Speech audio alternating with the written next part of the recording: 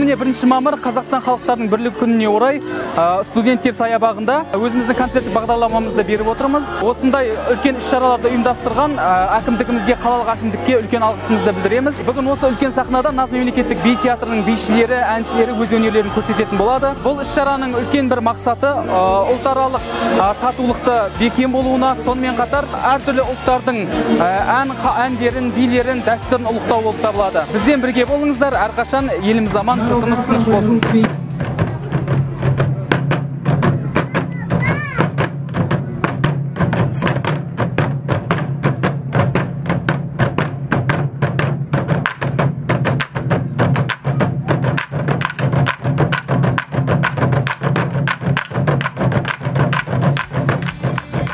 Бүгінгі кереметтей қазақ елінің халықаралық бірлік күнімен шын жүректен құттықтаймын.